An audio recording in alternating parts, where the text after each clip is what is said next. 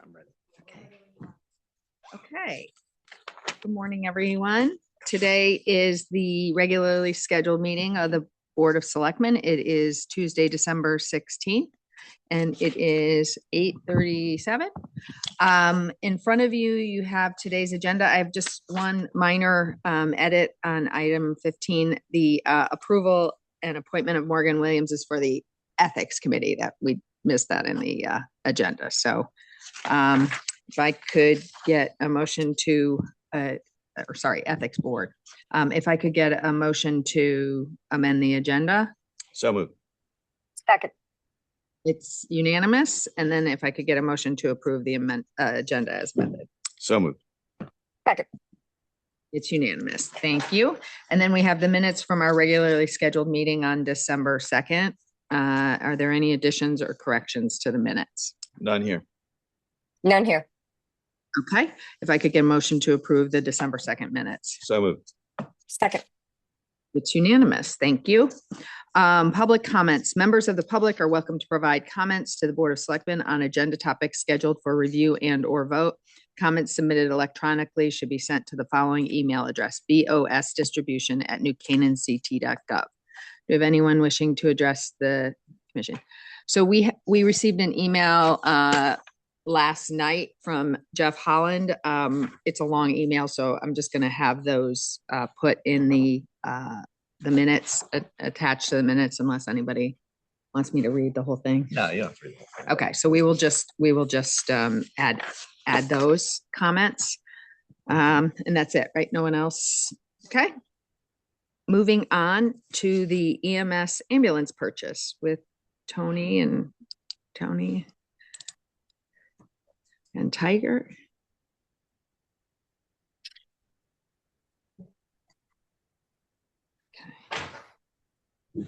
All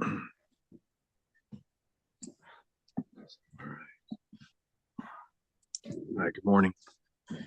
I'm joined by Tony Kalanka and Troy Haney from New Canaan EMS. So this is an amendment to an existing purchase order that was originally, this ambulance was originally purchased back in 2023, and for a price of $293,379. Subsequent to that, during the build, it was originally going to be a chassis of a 2024 AAV Type 3 Trauma Hawk chassis. It's now a 2026 due to the time frame changes, and there were several other changes made during construction by New Canaan EMS. So the revised total is now $293,379, which is a difference of $14,030. New Canaan EMS is going to cover the cost. They have a check today for the $14,030 to cover the difference. All we need is to increase the purchase order up to that amount, and then they can take possession of the vehicle. It should be noted also that after the vehicle comes to us, to make it roadworthy, New Canaan EMS actually spends upwards of $62,000 on fit out costs of their own. So they pay for the radios, the radio installation, the graphics on the vehicle, and a power loader for the power assist for the stretcher. All told, for this vehicle is going to be around $62,068.22, of which they normally don't ask the town for anything. In this case, what we would like to do is sell the vehicle, put it on Gov Deals. We have some local municipalities and local agencies that are interested in it. I think the fairest thing to do is to put it on Gov Deals, let everyone bid it out. We have a minimum price of $50,000. I think they went and got it appraised or evaluated, and they said make it a $50,000 minimum bid purchase, and then the difference, at least the $14,030, would go back to New Canaan EMS to cover the purchase of the vehicle itself. And whether or not we help them with fit out costs, that's whether the Board of Selectmen want to choose to do that. But at present, we just need to go and increase the purchase order existing now to the purchase price, so that we can take the vehicle hopefully by January 1. But yes. A little bit later now. Okay, I read in the email it was January. Yeah, a little bit later. It's due the first or second week. It's under production right now. They haven't given us a firm delivery date, but it'll be the first or second week of January. Sorry, you guys have anything else to add? No? Was this just a simple price increase or what happened with the, It's just that unique thing, Steve, taking 2 to 3 years to get a truck. right? Chassis prices grow every couple of years by a couple of percentage, And we had a contingency in there, I guess We had no contingency. no contingency. No, at So the it's- time, if that it- this if is it's a bid. built, yeah, the newer ones, yes, but this one here, we had a $280,000 budget and the price was $279,349. We had no contingency for the vehicle at the time. So sorry, I was fiddling around trying to find this file, but so when we order an ambulance, there's like, I'm a little confused why the price isn't what the price is when we order it. because we ordered it 3 years ago. No, I know, but I mean, that's like, we entered into a contract. So the contract has it's not a fixed price contract. It's Not with the chassis, no, the biggest increase is the chassis every year. And then electronics change and we made a couple of adjustments ourselves, so, because I don't have the original contract with me. So to me, that's a little unusual. I'm not in the auto industry, so. Oh, yeah. So the way it works is there's a provider, a dealer, say, in the middle of the manufacturer and the consumer. And in this case, we're the consumer. So the middle guy, the dealer, can't guarantee that the manufacturer isn't going to raise their prices, and the manufacturer will not guarantee any kind of individual contract. So, they're not going Because to. they're entering into a contract with the middle person. Correct. So the manufacturer is subject to union negotiations Okay. every year, all the stuff that goes Okay. into, so they can't guarantee that that'll be the price when the vehicle arrives, unfortunately. It happens more frequently than you'd think. And this is also unique with the whole situation with the backlog of ambulances being 2 years. We've never faced this before. Normally it's 160 days from order, Okay. and we don't deal with this. Yeah, can I ask, are these providers of ambulance services or ambulance machines, are they back on track to the 160 or 180 days, or are you still anticipating these multi-year Still multi-year. delays?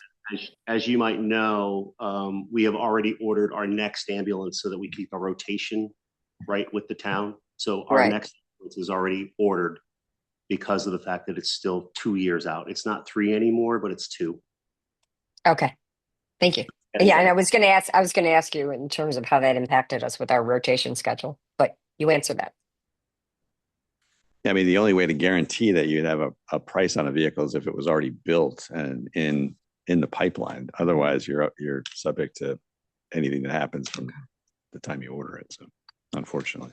Yeah, the three major drivers were, as Troy mentioned, the chassis upgrade from 2024 to 2026, upgrade to the scene lights and the warning lights and the core system for the alarms and the backup So camera we system. upgraded what we originally told them too. So there was not just price increases, it was an upgrade in what we asked for from the time you Okay, came to all right, us. all right. Tweaks here and there, small $100 tweaks, as far as adding things to the chairs or a couple of upgrade options, and then some deductions as well. So, but all told, it came to $14,030. What were, can you just like, I'm sorry. how many changes to the This was in order? your pack.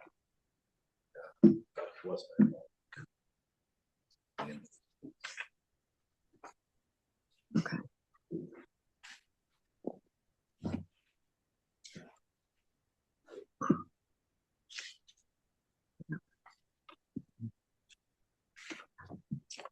So what's the well and core system? The Wayland Core system is a new safety feature with emergency lights. Okay.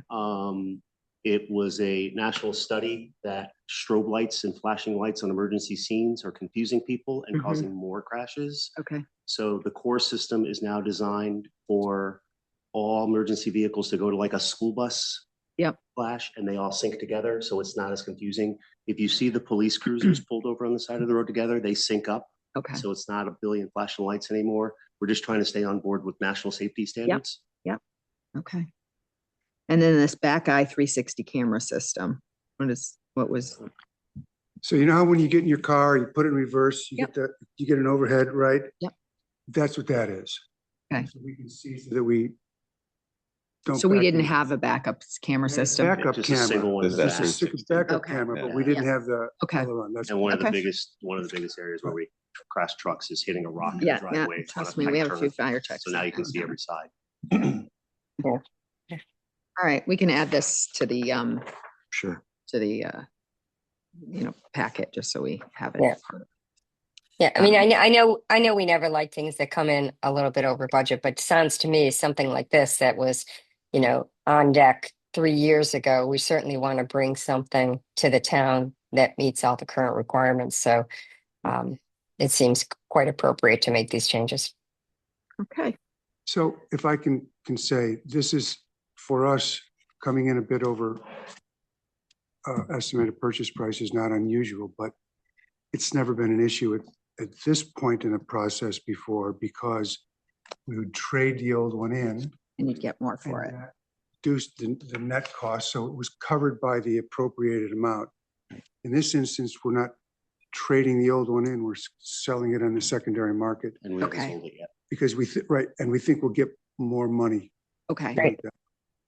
And so where will that, because you have your own, like, how does that work then? If we approve this and then you get more than what we've approved back, does that come back to the general fund or does that go to the ambulance Well, corps? You own the vehicle. I would goes back to say, I would say that if we get the overage, it should come back to the town. The town owns the vehicle. The Yep. town sells it. The money goes Perfect. to the town for the Perfect. That was the understanding, was Okay, that we, great. it's a sale of asset, and then the net would, the net would come to us, but the 1430 would go back to cover the cost of the vehicle.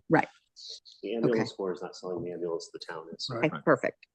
All right. So all right. Any other questions? Just a comment to thank these Yeah. guys for the contribution that the Corps is doing as well in terms of, the dollars raised. And obviously, I never have you guys come in front of any board that I've ever been on. And I thank you guys for all the volunteer hours that are put in. I mean, when you look at a number like this, you could argue that, the cost of just supplying the labor to this force during the year would, who knows how much more than $300,000. So this is our biggest expense as a town. So it's a bargain. So thank you. Thank you. Great. All right. So if there are no further questions, if I could get a motion to approve a request from New Canaan EMS to increase the previously approved purchase price of a new 2026 AEV Type 3 Trauma Hawk ambulance from Eastford Fire and Rescue Sales, Inc. in the amount of $14,030. The original purchase price approved by the Board of Selectmen was $279,349, and the revised purchase price was $293,379. So moved. Second. It's unanimous. Thank you very much. Thank you. All right, happy holidays.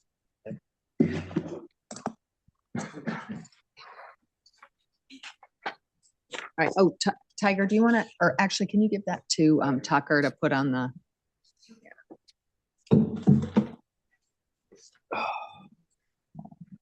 Good morning. Good morning.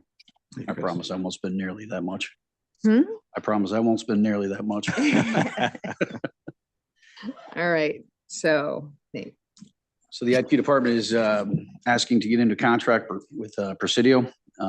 It is the renewal for all of the Microsoft Office 360 mailboxes.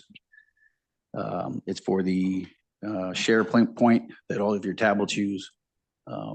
And it covers the 2 users for the team plus 1 for encryption mail.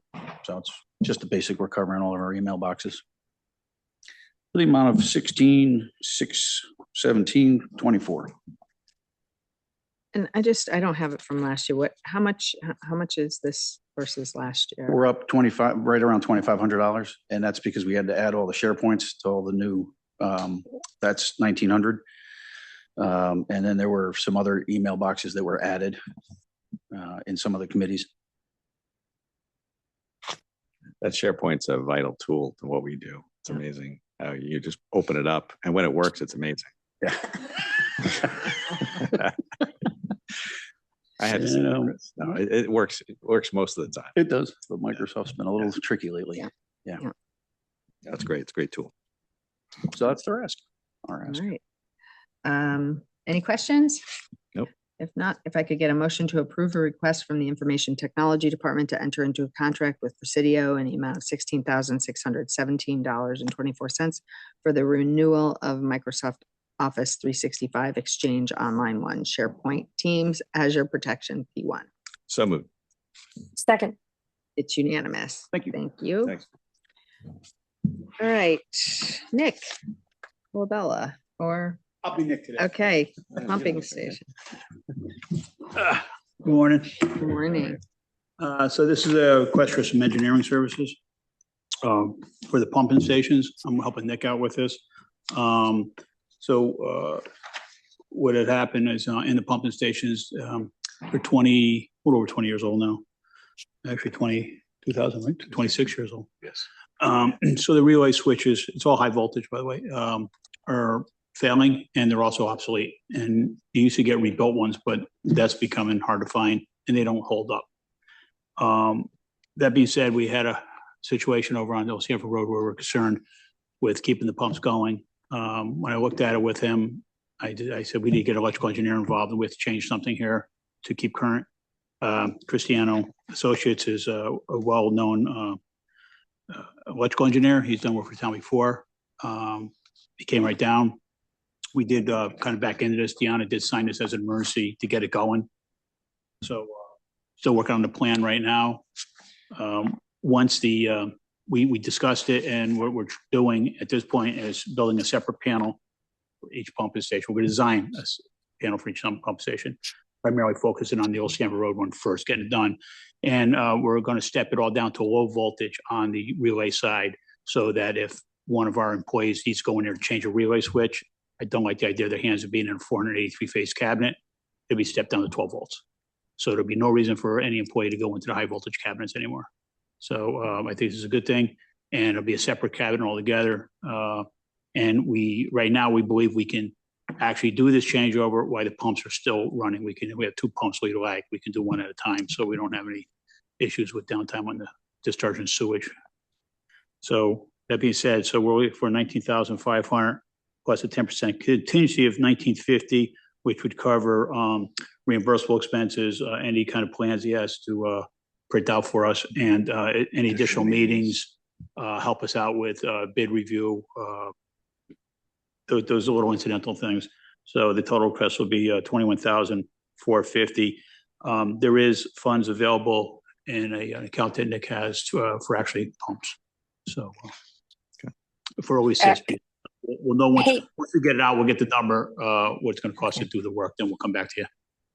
Okay. All right. So that was my question, Bill. So this is basically the engineering for the new design of the new board because everything's obsolete and you got to switch over and you want to switch over to something safer as well, correct? This is just the design. It's 3 boards. Yes, correct. It's 3 boards. There's 3 pump stations. So one design, 3 pumps. All the same. And we also have electricians out there that are actually very familiar with this, who've done a lot of work in the Greenwich pumping stations and doing work currently in Norwalk. So when the bid comes out, we'll make sure they get a copy of it because this is in their wheelhouse. And being it's high voltage, it's a little different. So do you think this is about, go ahead. Let me ask a quick question. So is this going to be about 10% of what it's going to cost us to replace those? At this point, I just don't know because you have no idea. I have no idea because there's a lot of problems with electrical stuff, right? A lot of stuff is not made in the United States. Where it comes from, if it's coming from overseas, obviously you've got the tariff stuff. There's a lot of these little things that are coming in that are really just messing things up lately. So we're hopeful we'll get a good price. And like I said, we'll get all 3 pumping stations are designed the same. But we want to do all 3, but we want to get this one done first. So even if we went into we actually put money in the budget request for July, anticipating that we can let the other 2 wait till July. And hopefully that's a good number that we put in there. So it's a work in progress. Unfortunately, I wish I had a better answer for you. Any other questions? No, I mean, just obviously it's something we have to do from a maintenance standpoint, and hopefully we're not going to damage anything by pushing off anything. So well, that's why we're trying to. You're right. That's why I'm trying to get ahead of it, and that's why I asked Deanna to sign it ahead of time, and we're just kind of backing into this because even though it was only 2 weeks ago, 2 weeks. In Yeah, it this, makes a difference. yeah, Okay. Murphy's Understood. Law kicks in, no pun intended. Yeah. Hey, and Bill, and I know that you're pushing this forward, the other two, hopefully to the next fiscal year, but if in fact we need to do this now, let's make sure we do. Okay, let's not, Absolutely. we'll figure a budget cycle that, could bite us down the road if we push it Absolutely, I off. will. Thanks. Okay, there are no further questions. If I could get a motion to approve a request from the Department of Public Works to enter into a contract with Cristino Associates in the amount of $19,500 plus a contingency of $1,950 for a total cost of $21,450. The project entails modifying the existing controls to eliminate obsolete relay switches to replace them with a new control panel at the wastewater treatment plant pumping stations. So moved. Second. It's unanimous. All right. All right, WPCA. Nick would be here today, but he's at a doctor's appointment as a quarterly checkup with his doctor, and unfortunately it fell on today, this morning. So he's or else he'd be sitting here. So for this is a replacement of our polymer system, one of our polymer systems. We went out to bid. We sent it to 3 separate contractors and then advertised it in the paper. Unfortunately, we only received 1 bid back, but fortunately it was from Kovacs Construction, and Kovacs has done all of the major upgrades at the plant since its inception. So since we built it, they came in and did our grit screw, our fine bar screen. They're poised to do this work, and they've done other work for us, all excellent. They came in at a price of $146,941. Added a 10% contingency of $15,000 for a total of $161,941, and the monies are available in the wastewater plant budget. And this is one of 2. We have the next one slated for next fiscal year. It's in the budget for next year, and they are looking to give a letter of intent to the manufacturer of the equipment. They want to do that before January 1 because they're afraid of increases at January 1 date. So they want to set a letter of intent today. But I told them they can't send a letter of intent until they have a contract. So with your approval, they'll send that letter of intent. We'll lock in the pricing that they have on the equipment, and then go from there. The equipment itself is $115,000 of the price. The install is only $31,000. So the majority of it's on the equipment side. Any questions? Just did we talk about this during, it's in the budget, right? Or is this in a more about? This was in the wastewater plant budget from this fiscal year, and we have one coming up in the next fiscal year. So this goes through the does this go through the sewer budget or no? Yeah. Budget, that's correct. Yes. Mm-hmm. Okay. I guess I just want to understand a little bit, like, are there other, did you get any feedback why we only got 1 bidder? No, I asked Nick if he reached out to each one of them, and I think it's the same thing where they've been beating their heads against the wall against Kovacs for a while, and they see no gain against We constantly use yeah, them, they're very good. So it's not we're not losing by it. We'd love to see the competition, and like I said, we advertised in the paper, sent it out to people. Can't get them to the table. Can't force them to the table. Okay. All right. Any other questions?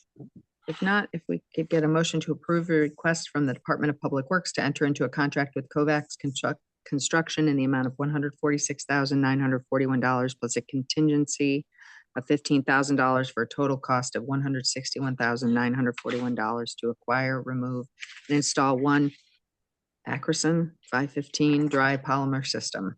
So moved. Second. It's unanimous. Thank you. Thank Okay. you very much. So this next is a maintenance agreement or a maintenance contract with TAPCO. TAPCO has been our supplier of RRFBs, rapid rectangular flashing beacons, for several years now. We have 16 installations in town, and they've just developed this maintenance agreement, or this maintenance portion of their fleet. They were originally just on the supply side, found that there's a need for actually coming out for preventive maintenance and then repairs. because they are a specialized piece of equipment, and not everyone, you either have to hire a signal technician or have someone in your staff to be able to take care of it. And then with this as well is for every unit that they maintain, they will extend the warranty. So if there are parts that fall underneath the warranty, the year that they're still servicing it, they'll extend the warranty, even if the warranty is expired, and then we'll get the parts for free if one should fail. So I think it's a very good situation for the town. It's a 3-year contract, severable at 1 year. So there is a non-appropriation clause in it. We went back and forth on that to make sure, and they've done this with other municipalities as well. And we're having a difficult time maintaining these systems. One system we had where we replaced the button twice, and we feel that if we have a technician from TAPCO, we had to work with the technicians with TAPCO on the phone. If we have one on site, under contract, they can come out and take care of the repairs themselves. We can get our staff out of it, so we can just, if we see a problem, someone mentions a problem, we can then call them and they come down on their maintenance contract. Have they been pretty reliable? I mean, are they? They're they've been very good. The beacons themselves have been excellent. We had one installation on Weed and Elm that's been causing us fits. The rest of them we have not had a problem with. And that one turned out to be a bad controller. And it's not a TAPCO product. It was actually a Carmana. So it's not even TAPCO's. They came down to help service it, but it's not theirs. Carmana was the first one into the industry for RFPs because they started as an interim approval by the FHWA. Carmana was the first one in, and then everyone followed suit. TAPCO's taken it to a different level at this point.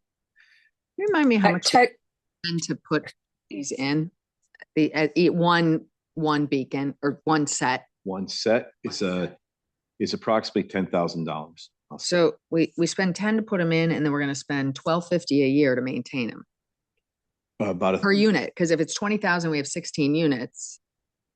It's we're about $1,000 a unit. Wow, that's a really expensive maintenance on a $10,000 item. I mean, it's just as a percentage, It is. I mean, Yeah. but you look at the alternative. And no, I'm just saying It is. It is. No, I guess the other question would be the life expectancy of these things. Yeah. Is how long will they last? Is there any data on that stuff? Is there? We've had the first installation was at Sachs Middle School. That's going on well over 10 years or more. Second one. Is that the one across from the Y? No, that's across from Fieldcrest. Fieldcrest. Okay. First one that was there because we had kids coming across Right. there. Second one was at Main Street, and then we did the one at the Y. Yeah. And then we've had several now, and they're becoming we're getting a lot of residential requests for them at almost every mid-block, but we take a look at every single installation and see whether or not it rises to the level of an RFP.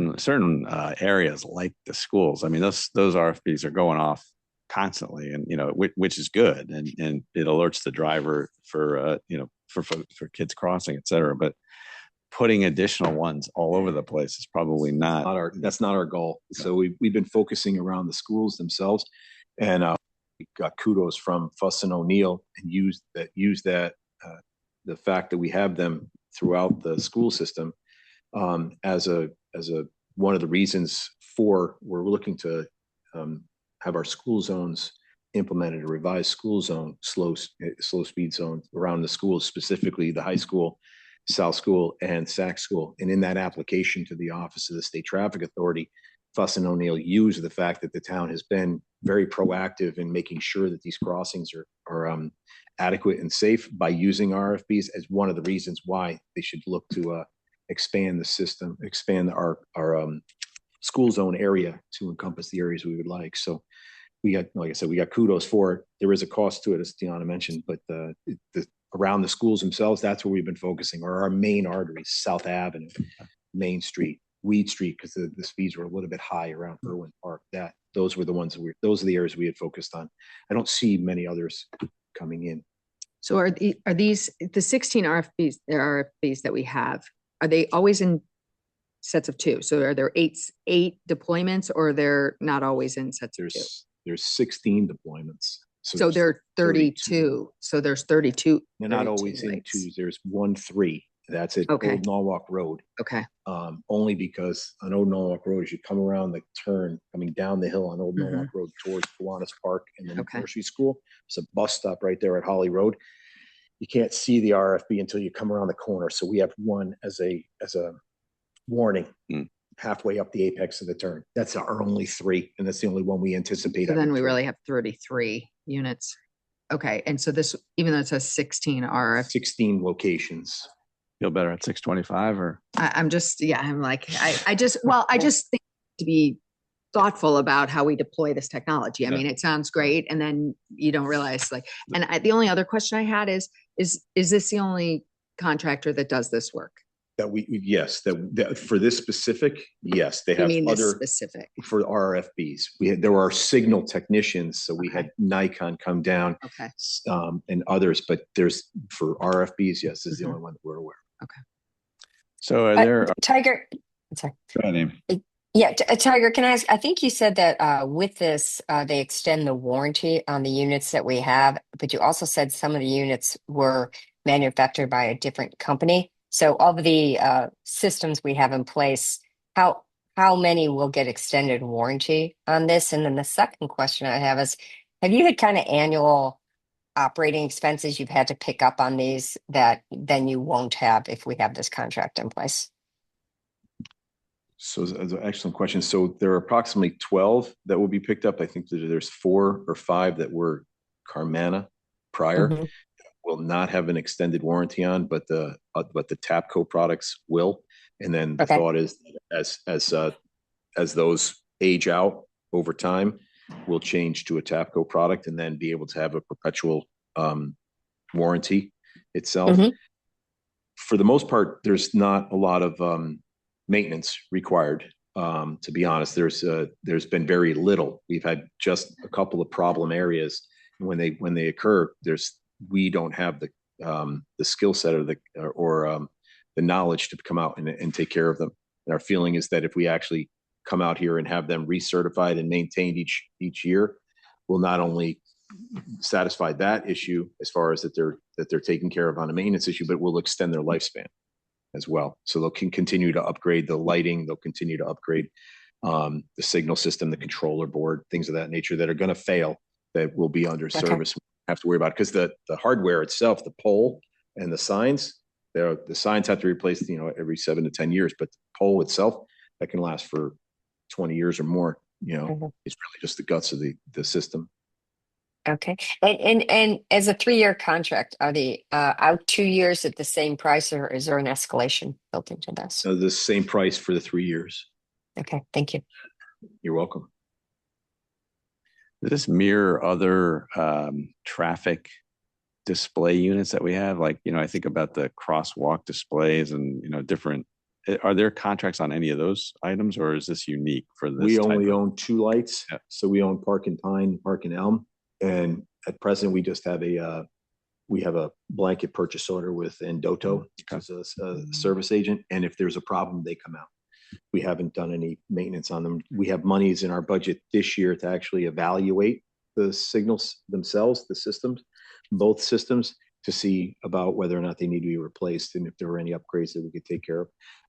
We did have. So we only own 2. We own 2 crosswalk, 2 lighting 2 systems. traffic signals. Well, traffic signals, but how about crosswalks where you have like a beacon on the corner? Do we own any more than? If it's associated with a signal, yeah, no, because those are all on state roads. If they're not, if there's an RFB, then we're responsible for that. All the beacons in town we're responsible for, but the pedestrian heads, when you push a button, the pedestrian head goes on. All except for 2 are the states. Okay. Any other questions?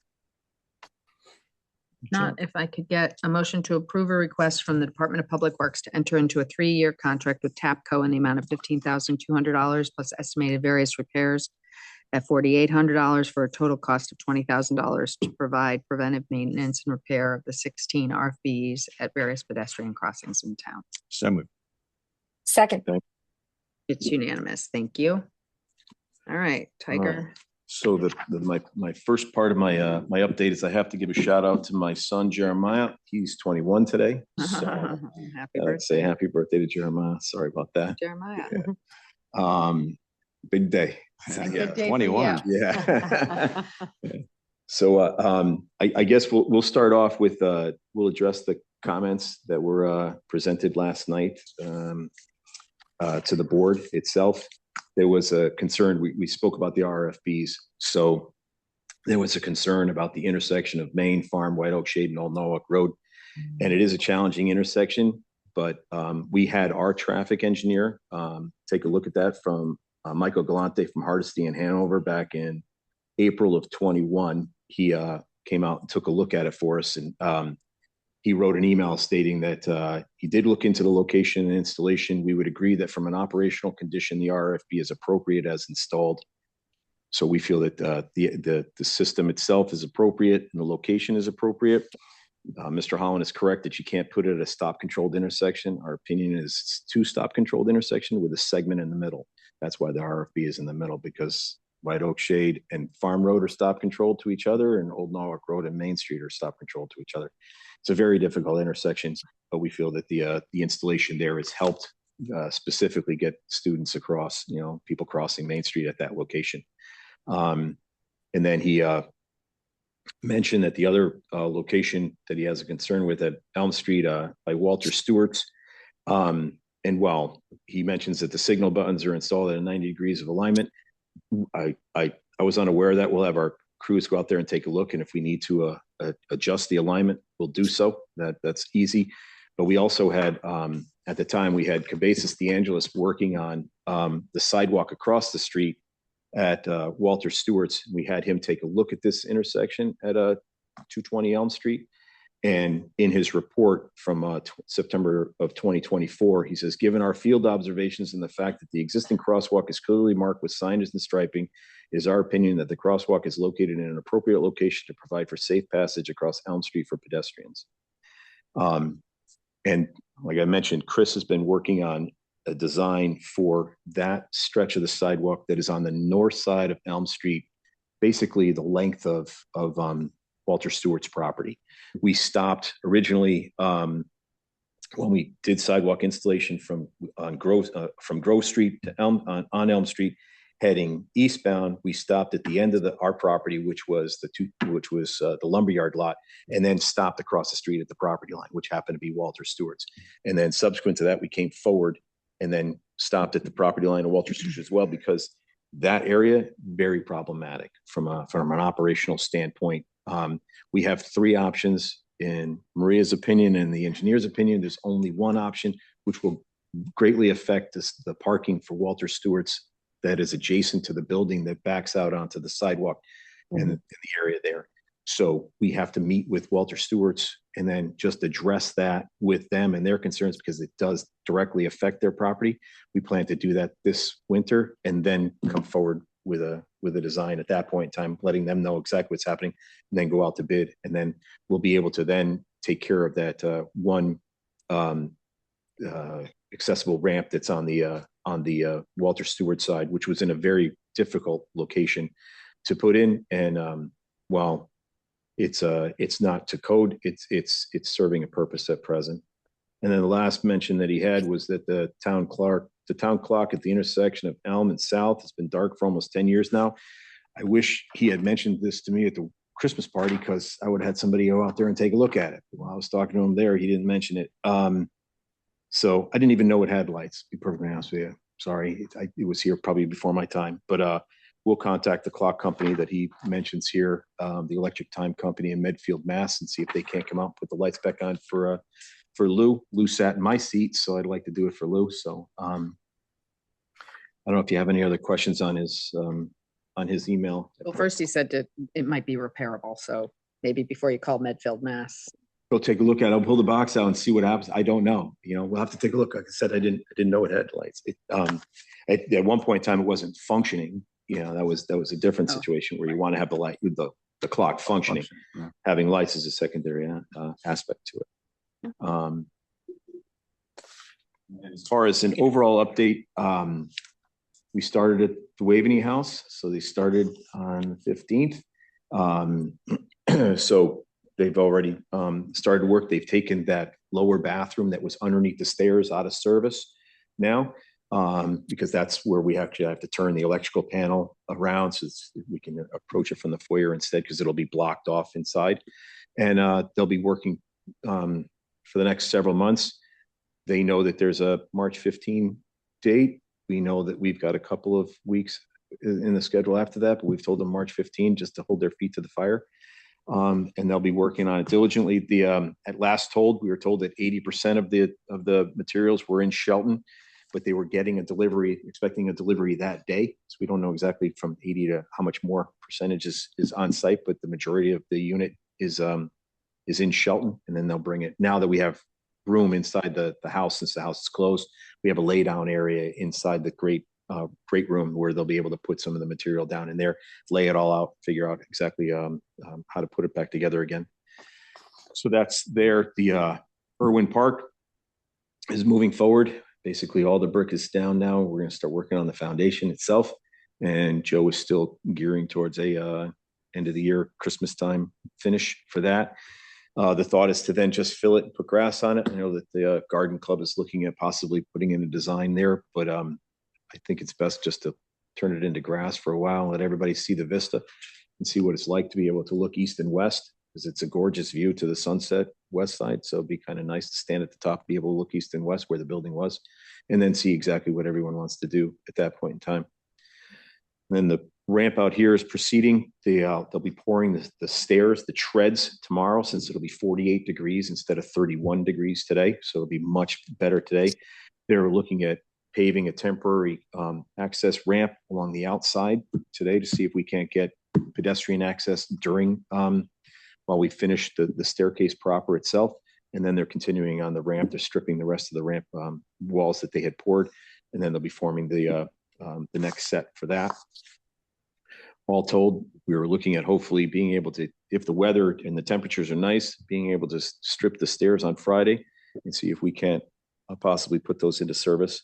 But we'll see exactly what the temperatures are like, and the pour goes tomorrow, and then see whether we can pull it Friday, or we wait for Monday, pull it, and then see if we can then have access from both sides. Our feeling is that we had a staircase there prior. I put a staircase there back. Well, it's not suitable for all users. It's suitable for the majority users and what we had at present, and then we can then have the ramp finished, and then that'll satisfy all users. It's not the best scenario, but it at least puts it back into service for what we had prior, and then go forward. So while we nod to Mr. Holland's comments about it's supposed to be accessible for all, we agree with that. But in the interim, if I can get that to be working well, for the majority, we'll do that, because I didn't have 100% at the time. If I had 100% at the time and I was taking a ramp out, I'd say I got to put a ramp back. I didn't have that prior. So unless you like us to go differently, that's a tact we're taking at present. How long do you think before final construction? The ramps can be another couple of weeks after that. I'll ask you specifically for that schedule today, so you'll know. We're getting into January too, right? So temperatures are going to come into play again. Going either way, yeah. Last year it was freezing in November and December, and then it got really warm January, February, March. So I don't know what we're doing, what's happening. And then prior to that, it was warm all the way through to February, and then we got a dump of snow. Yeah. So, and that's the way it was for 5 years before. So it's the weatherman's the only one who can be wrong all the time and still have a job. Yeah. I just want to, so it's public. So where are we with getting the toters into the alley? Like the toters are in the alley now. They are in the alley. Yeah. And so they'll be every night back in the alley. Like we're not gonna, or every day back in the alley, because they come in the morning, right? They come in the morning, and then we'll put them back in again. And then if we have to do some work, we'll take them out and then bring them back. But by the end of the workday, they'll be back inside there. I'd like them actually for the day when shoppers are here. I'd like them in the alley after they've been emptied. I'd like somebody to come and get those in the alley. I don't want them sitting out on Elm Street all day long while shoppers that's fine. are there. I only meant if it was in like the specific area we were working, I needed to move it just that way. I understand. Other than that, it'll be right. Yeah, I understand. But as much as we can, I'd like them off Elm Street during the shopping hours. Yep, they were in there this morning when I checked, and I'll make sure that they are there. Yep. I had our staff moving in last night, and I'll talk to Burns about every day. They just stay here. The guy takes them in and takes them out. Unless we've got specifically right there. Other than that, they'll stay right where they are. And then the compactor, he's scheduling his work for his the hydraulics, waiting for an answer back. Asked him yesterday for a schedule on that as well, waiting back for that answer, and then we'll know when that compactor will go in. But I had our staff crush the boxes yesterday, so they can come and haul it out today, and we'll do that of a day if we have to. Either Burns will do it or we'll do it. Burns has been doing it, but they weren't here yesterday, so I had our staff do it yesterday, so we can then keep that open and functional, and the boxes aren't kind of falling all over the place. Yeah. And then other than that, Peter Lonnie is still working on Pine Street. He shifted over to the other side of the street because it was much better, as we spoke about 2 weeks ago, on that area over by the saddlery, I guess, where Staying Put is. And he'll work there. He wasn't there yesterday. He just did some maintenance work there, and then he'll be there for this week, taking care of the bricks and finishing the area that he did with granite curb, and then we'll choose another location to go to. And if there's nothing, we'll shut down for the winter and come back in the early spring, finish that work and then pave it. I think that's pretty much the only thing, less of the stuff that we have out there. Any questions? Everybody all right? No, thank you. Oh, one other question. Just security in the house while the elevator's there, because that building is wide open to the public. Mm-hmm. So what are we doing to sort of, because one, it's glass, and two, the house is technically it's closed. Is it going to be locked up during the day so people can't use the it isn't, because there's facilities? still some people coming into the parks, into the recreation. So we're going to talk to recreation about either satisfying it via phone call and coming downstairs to meet them so that they don't walk through the construction zone, because that's one of the problems. Yeah. Using the main staircase, which is right, pretty much be out of service. So Bill's going to be talking to recreation today about that logistical plan on how to either bring them up the back staircase or just meet them downstairs in the foyer and satisfy some things, because there's some they're looking for dog passes and things of that nature. Yeah. But then other than that, we should be keeping it locked, so that shouldn't be a problem. Yeah. And before you guys go, just a note about, we've talked in the past about how great town looked during the restaurants being everybody out on the sidewalks, and it looked really fantastic with the pump house and new paving and everything. But when you see those lights up and you see the lamppost decorated and you walk downtown, I mean, you got to tell everybody it's amazing. I mean, it literally is Norman Rockwell right now, except for the toters. It really looks amazing. So hats off to everybody for getting us there. So for the holidays. So well done. The only other add was that we added the railing to the Playhouse. So last week they added the railing to the Playhouse for the ramp that comes up to the Playhouse. And I think if you go out there and take a look, it's a very nice ad. It's the same railing that we have at Waveney, except we took the brass highlights out and just kind of made it all burnished, so that it was just darker to match the Playhouse look. But it looks very nice, and I think that the Stanford Forge did a really nice job on it. So if you go out there and take a look, you can see that should help as well with the pedestrians accessing the Playhouse and not seeing the landing, the intermediate landing before the because there is railing that comes down from there that they can use. It's not necessary, it's not required, but we put it down anyways. So hopefully that will make someone pick their head up instead of looking in their phone. You can't get rid of people's phones in their hands. That's the problem. If we could get rid of that while they were walking, it would be good. So. Display, right? You'll have glasses on without display. I know. So, all right. Thank you, guys. All right. Thank you. All right. Outside employment requests, Cheryl.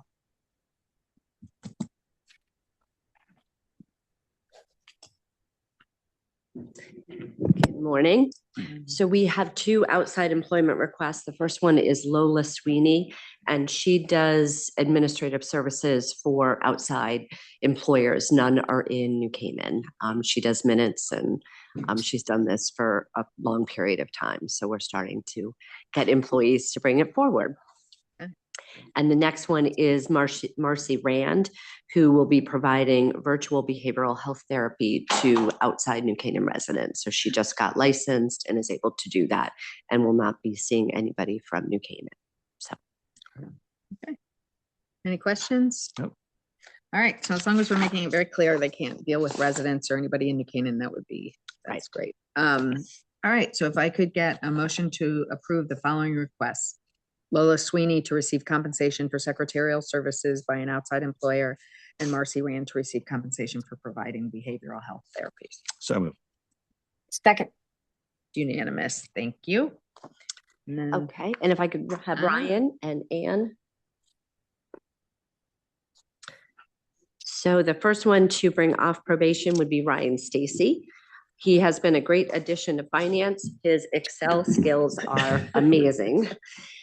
He started us off with a great budget season. He has worked very well with our department heads, our staff, and our boards. We look forward to moving the budget ahead to the Board of Selectmen, and the staff are working really well with him. Cheryl basically said it all in a nutshell, but I do say he's a great addition and an asset to finance in the town. And definitely, I've gotten a lot of compliments in terms of his professionalism and how he interacts and collaborates with departments and other employees. Great. Very, very happy. well, and I'll have to add that, he's a very patient teacher. It seems like he's been working with all the staff to get them, comfortable with using Munis, and, and helping to sort of create efficiencies with payroll and things like that. So, it's been a great addition in my view, so. I just like that he smiles all the time. What can I do? All right. Okay. Do you want to do the other one first and do both? Or well, why don't we just say, could I get a motion to approve a request from the Human Resources Director to remove Ryan Stacy from probationary status? So moved. Enthusiastically second. It's unanimous. Perfect. Okay. Thank you. Congratulations, Ryan. Thank you. And the next one we would like to bring off probation is Amy Lahaney. She has been a great leader for the staff in the health department. She's a team player. She has brought great ideas and new programs to New Canaan, and she has been a huge asset to all of us and the staff. So it's a pleasure to ask to remove her from probation. And created the winning Christmas card for the department, or was, That was I know, but you brought the enthusiasm to participate, which is great. No, I mean, it's clear when you're over there that Amy's created a really great atmosphere, great team. Everybody seems to be getting along over there. So well done, Amy. Nice job. All right. So if you have no further questions, if I could ask for a motion to approve a request from the Human Resources Director to remove Amy Lahaney from probationary status. So moved. Enthusiastically second again. It's unanimous. Thank you. Thank you. Okay. Tree warden.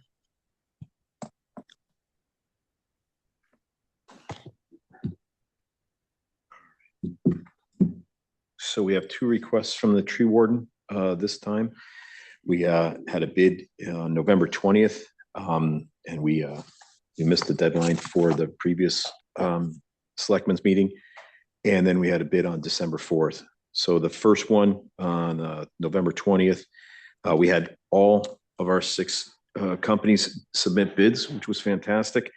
Olmsted Tree was the low bid at $9,140. And this is for removal in cooperation or conjunction with the Waveney Park Conservancy, removal of Norway maples, which are considered an invasive, as well as some dead trees in the area around Anderson Pond, in anticipation of the Conservancy coming in and doing a master replanting plan of Anderson Pond.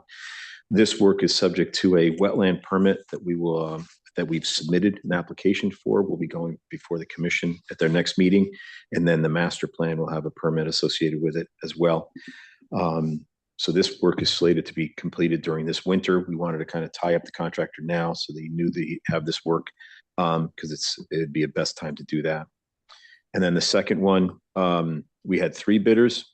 This is for just basically our general work in and around town. There were 16 separate locations, 2 of which are of note. One is at the Parks Garage at Sax School, removing 6 Norway maples at the northeast corner and grinding the stumps, and remove 2 Norway maples that lean over the back fence that are causing us problems with our equipment. And then at Waveney Park at the new playground. We're looking at pruning 4 oaks, 1 Norway maple, and 1 pepperidge to remove the dead limbs. Now that it's ringed with curbing at present, and we'll be coming back in again to put the equipment in early spring. We wanted to make sure that we took care of any dead wood or any problems that were in and around that playground area and the fitness area. So this one we received 3 bids. Tiger, could I ask if the Norway maples are such an issue, would you not take the Norway maple down at the playground at this point? I'll ask Bob about that. It's and whether or not it's serving a purpose, and if not, I can have him just take it down. But I'll talk to Bob about that. Yeah, just because everyone complains about them. So thank you. What's when you talk about Norway maples, all of a sudden recently, why is that an invasive? It's been an invasive for a long time. No one's just taking it, and they're very prolific. It just grows faster and takes over forest area, I guess. Yeah, if you go down to Anderson Pond and actually take a look, everything that now they're all fallen, but everything that was yellow, all the yellow leaves were basically a Norway maple, and there were quite a few. It was pretty interesting, and they drop they drop seeds and take off. Wow. Yeah, so they're killing the understory, which is then that's the bigger problem, and that's what the Conservancy is planting. So it's not allowing any sunlight in and killing the understory. So Steve, just to put in perspective, when we moved into town 30 years ago, my next door neighbor was Reva Rohrbach, who was very involved in the nature center. We weren't in the house a day when she didn't come over and tell us we had to take down a Norway maple. So people in the know have known they're a problem. So. Well, I just hear maple trees and it's just, hey, they're all great, but I guess they're not. All right. So the low bid on this was Olmsted at $23,838. We had 3 bids ranging from $23,838 to $30,800. Funds are available, and we would like to award this to Olmsted as well. That first bid, there's really a lot of variance in the numbers. I mean, unless they thought that there was going to be remediation or something. I don't know. That high number at 52, I think that they're I think he lost his foreman. He's working trying to figure his crews out, and it might have also been that he wanted a bid, but he knew he wasn't going to be able to take care of it. So, but the rest of them were pretty tight. If you look at 9, 10, 16. That's all pretty tight right there, especially the 9 and 10. It's only $1,700 or $1,660 different between the two. And there's a substantial amount of work that has to be completed. They have to take down all the trees, grind them all. We're not allowing anything to fall and leave. We're taking it all itself. So it's out of the area specifically because of the nature of the couple of hiking trails that are there in the Anderson Pond. We don't want to have any deadfall in the area. Do they prefer working when there's less, Yeah, the winter time is perfect for them. Yeah, it's perfect. That's why we want to kind of make sure that we say to them, okay, your start date is now, and kind of so that they know that this is coming, so we can kind of tie them up a little bit. Good, especially considering that it's such a good number as well. Okay, any other questions? Nope. If not, if I could get a motion to approve a request from the tree warden to enter into the following contracts. Olmsted Tree and Shrub Care in the amount of $9,140 and Olmsted Tree and Shrub Care in the amount of $23,838. The project entails the removal, pruning, and stump removal of various trees in town. So moved. Second. It's unanimous. Sorry, thank you. Okay, so you should have on your tablets the lease termination agreement for New Canaan and Playhouse Lab LLC. The Board of Finance took this up last week, and the Town Council will be taking it up tomorrow. And so in order to do that, this was probably between the lease termination agreement and the management services is sort of the cleanest way to move forward with it. We have the RFP out right now. It will be closed January 7th, but this is the cleanest way to effectuate a path forward. So I don't know if you have any questions. We've Just a comment about it. The attorneys have actually looked at this and gone through everything, right? Town Yeah. attorney? Okay. Yep. The attorneys went through, Nick was, I'm sorry, Doug was on with the Board of Finance last week. If you had an opportunity to look at that, yeah, and he's going to be on tomorrow night. So, Deanna, can I ask one question? Do we have in place certification that they have their insurance in place?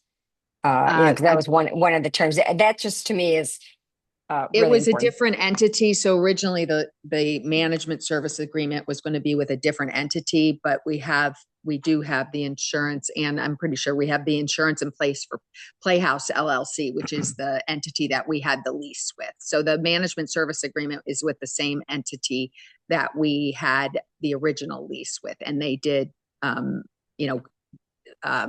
Bill has been working with them to get the insurance, and so that's in place. We're 100% it's in place and paid for. I mean, these guys have not a great track record on stuff, so I just want to make sure that we're not in any way exposed. Yeah, we can get a copy of it, but yeah, I mean, we did get notification that they had insurance. Okay, I just want to make sure. I think that's important. I haven't talked to the insurance company directly, so I wouldn't want to oversell that we've spoken with it, but we did have a certificate of insurance that we got from them. Okay. So. And then I think it's important for the town to know that the theater is being turned back over or in support for the residents, so that the town is getting the theater turned back to it in its present condition in terms of seats, and that's been a question. Seats, projection, everything that was provided to make it what it is coming back. There's a small list in this document under Schedule A that's excluded personal property, including a couple of posters and frame pictures, and there's 1, 2, 3, 4, 5, 6, 7, 8, 9, 9 items that will be taken back. But it's a small rug, a little table, poster, painting, pictures, etc. But those are all personal items that are coming back out.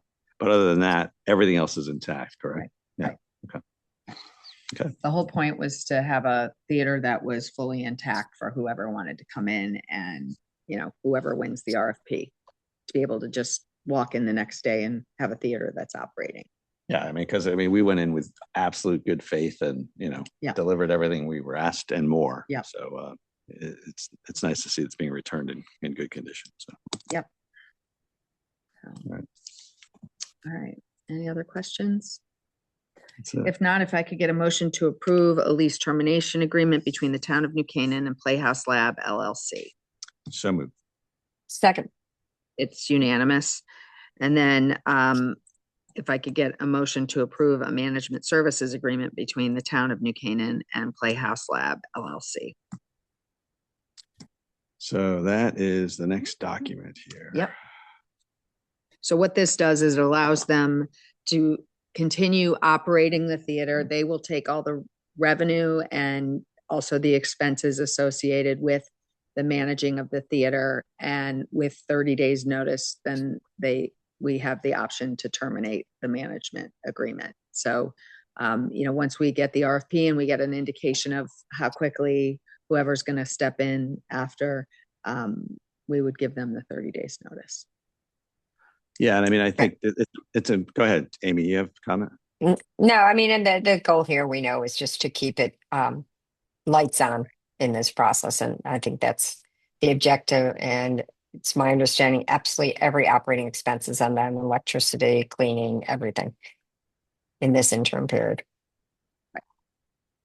Yeah, that's exactly what I was going to say. It's for the town and for the residents, it's important, especially during this time of year. The holidays are when families like to get together, go to the movies, and it's important that we keep the lights on. And I think this allows that to happen.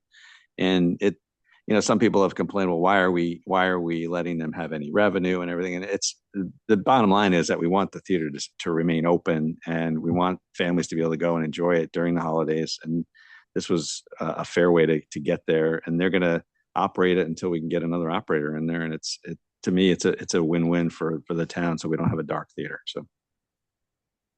I The support it. other alternative is a very messy and expensive and long. It would be a long drawn out process where the theater would be closed for months, Yeah. not just through the holidays. It would be closed for quite a while. So And when people are assuming that they're able to take the revenues and out of expenses, realize they haven't paid one of their current expenses in a very long time, which is the rent to us. So I don't particularly feel like we're leaving money on the table here. Yeah. I mean, their track record has not demonstrated that they produce profits. So I don't think the town is leaving money on the table. All right. okay. So if I could get a motion to approve a management services agreement between the town of New Canaan and the Playhouse Lab LLC. So moved. Second. It's unanimous. Thank you. And then oh, good. Thank you, Morgan, for being on. Our next item is the appointment of Morgan Williams for a 3-year term ending December 1st, 2028 to the Ethics Board. We have had some turnover recently on that board, and I think one of the great outcomes of adding, a shout out on the newsletter to ask people who are interested in serving and are not affiliated with either political party to come forward. Morgan responded after my October newsletter, and I had him come in and meet him. And I said, I'll put your resume in my file and let me know what you might be interested in. And ethics was one of the boards that he had expressed an interest in. And so it was great to have his resume at hand when we had those resignations. So Morgan, why don't you introduce yourself? Thank you and good morning, everyone. I'm glad I could be here. Glad that I have the opportunity to serve on the Board of Ethics. And I've spoken with Steve, or I messaged with Steve, spoken with Amy separately, and have enjoyed living in New Canaan for a few years and look forward to many, many years more. And excited for the opportunity to serve. It's great. I mean, the resume, Morgan, it's so impressive, and we say it all the time. It's amazing the talent that we have here in New Canaan, and you're just adding to the many, many folks who step up and serve. So thank you so much for raising your hand. Thank you. Okay. So with that, if I could get a motion to approve the appointment of Morgan Williams for a 3-year term ending December 1st, 2028. So moved. Second. Thanks, Morgan. Yes. Thank you, Morgan. Thank you. All right. And then you have in the legal bills in front of you for this month. Do you have, I feel like I get them off the, here we go. Yeah, sorry. I switching through. Okay. Yeah, does any questions? I think, we'll also be having, I think I've asked Anne to separate out the Charter Revision Commission expenses. So we'll be having that below the line as well going forward. And then just, I don't know that there's any other, oh yeah, because it's above the line here right now. We need to kind of move that below the line going forward. Yeah, the Playhouse spiked, but that's expected based on all the things that we've been going through. Yep. And then, other than that, it just looks. Yep. Okay. Any other? All right. So if I could get a motion to approve legal fees. So moved. Second. That's unanimous. And then you have our contracts under 10,000. Any questions?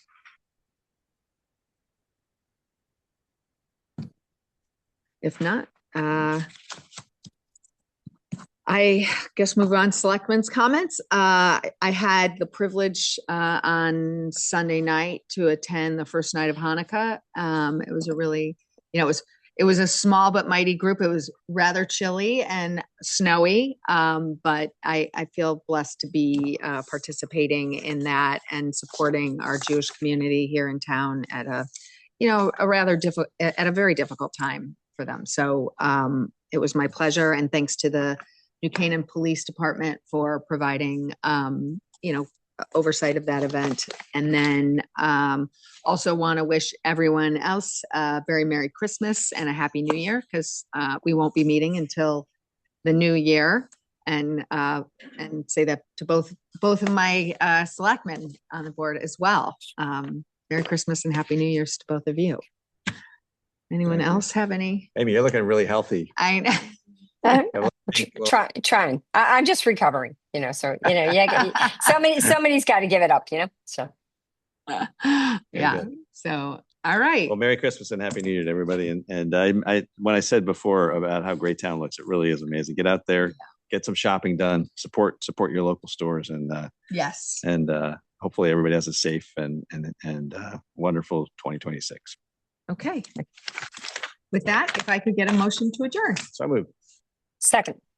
It's unanimous. Take care.